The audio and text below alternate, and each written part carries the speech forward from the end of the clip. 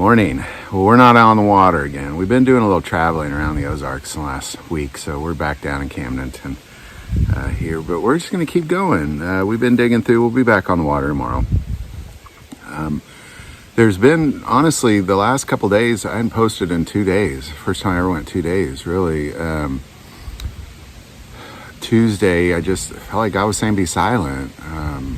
There was some things I needed to say, but he said be silent, and then and I'm obedient to that. When I hear that, I pray it out and kind of make sure that's what I'm hearing. But when I'm sure I'm hearing that, I just go with it. So then yesterday my boat wouldn't start. The battery went dead, and this was like 22 degrees when I went out. It just wouldn't start. So I'm going to work on it a little bit today. We'll get it back and running before tomorrow morning.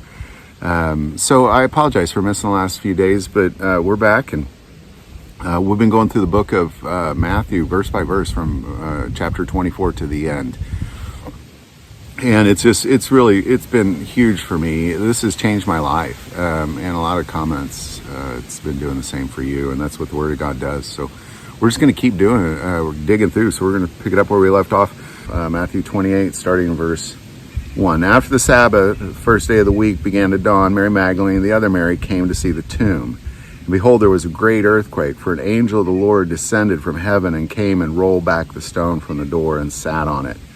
His countenance was like lightning, and his clothes as white as snow. And the guards shook for fear of him and became like dead men. But the angel answered and said to the women, "Do not be afraid, for I know that you seek Jesus who was crucified. He is not here, for he is risen, as he said. Come, see the place where the Lord lay, and go quickly and tell his disciples that he is risen from the dead, and indeed he is going before you in Galilee. There you will see him. Behold, I have told you." So they departed quickly from the tomb, and with fear and great joy, and ran to bring his disciples word. There's a lot going on in this moment, because the realm of heavenly hosts sat by idly and watched Jesus die. There was a lot they could have done. One angel could have came down and taken out Rome. But they sat and they just watched, which is what everybody did, really. At the time, the only one ministering to him was the thief. One of the two thieves was ministering to him a little bit, but other than that, he just was alone, and God took his hands off. Everybody took their hands off in the heavenly realm. And at this moment, they're back involved. Like, they had to let that happen. There had to be a blood sacrifice. You know, what we talked about a few days ago, John's version of this account was when Mary runs into Jesus. He says, "Do not cling to me, because I have to bring this blood sacrifice to the Father." And so there was a debt that had to be paid for the sins of the world, because God does not want to be separated from us. He desires to spend eternity with us, so he made a way, and this is the way, so it had to happen. So the heavenly realm just took their hands off. The power and authority that Jesus Christ has, he didn't wield it. God didn't do anything to stop it. He could have decreated the entire universe with a spoken word to stop it. There's so many things that they could have done to stop it, but they did not stop it, because this was a voluntary act. This is an act by God to give his only begotten Son for you and me, because he loves us that much. And now the heavenly realm is involved again. Now they got their hands back on it.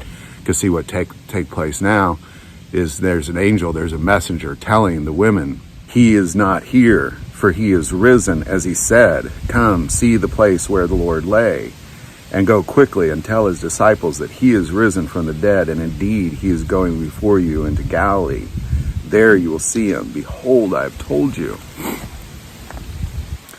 So they're now coordinating this effort. They're now back involved, and they're coordinating this effort to make sure that Jesus is seen by many.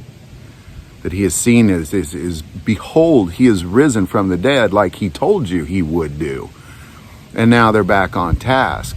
And now Jesus is going before them in Galilee to show the world that he is God, that he defies death, that death has no sting on him, that he defeats death, that he holds the keys to death and Hades, that there is nothing that can stop Jesus at this point. That's what this moving forward is. That's what that angel is sitting on that rock to do, to behold. All these things that he said was going to happen is happening now. And now you're seeing it. Share this with the world. Go ahead to Galilee where he will meet you. And share it with the world, because this is what God does. I wish sometimes they'd make a movie about Jesus after his resurrection. I really didn't, growing up watching Jesus films, I really didn't understand the resurrection. It just seemed like he came and he did a lot of things. Most of the movie he did a bunch of stuff. And then at the end he died. And then there was just like kind of a bright light and the cave was open and he was gone. And we didn't really know that, but he walked around and he did stuff for a while. And we need to kind of focus on those things before we close out.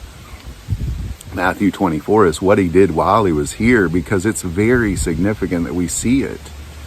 It's the most significant part, the fact that he defied death, that he was bound in Sheol and he broke free, and he lives in flesh and blood. He lives, not in spirit, but in life, in flesh and bone and blood. He lives.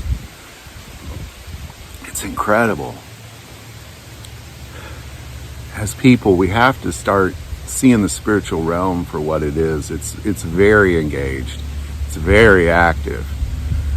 It's becoming more and more active every year as we get closer to his second coming. It's getting more and more active. The enemy is fighting harder than ever, and we're fighting harder than ever. The angels are fighting harder than ever. Evil is reigning in this world, unlike anything we've ever seen. And we have to start embracing the spiritual realm in our lives. We have to start embracing angels in our lives, because they are in our lives. They're all around us.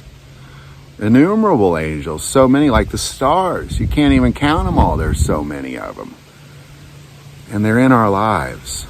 And they're battling fiercely. They're warring around us right at this exact moment, warring around you and your home and your town, the people you love. They're warring. And we have to engage in that. We have to embrace the spiritual realm, because it's real. You know, everybody mocked Jesus, said, well, where's your angels now? You know, why don't you call a legion of angels? Hey, you know, if you're God, get down off that cross. You know, it's all this mocking. And they just stood back and took it, because it had to happen. But now they're wielding the strength that they really have, because that is finished. Just like Jesus said, it is finished. Now we're in a different chapter of the world. Now the battle is back on, hotter than ever before, and will continue till the end, only to get stronger and stronger every day. And we have to begin to see it like that.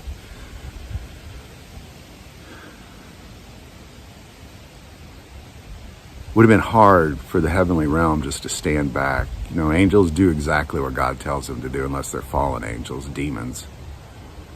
But as long as they're in God's court, they will do exactly what he tells them to do. And it would have been hard to stand back and watch him be mocked and beaten and spat on and then nailed to a cross. But now they're ready. Now they're back. Now they're like, all right, now this fight is back on. And it is back on. Any thoughts or insight on that, definitely put that below. If you like this video, click like and subscribe. If you feel called to support this channel with Patreon, that link is also below. But the most important part of this channel is we take prayer requests, so please don't ever hesitate to send that in. Thank you for watching this episode of God, Family, and Guns. And as always, love God, love your family, and love guns.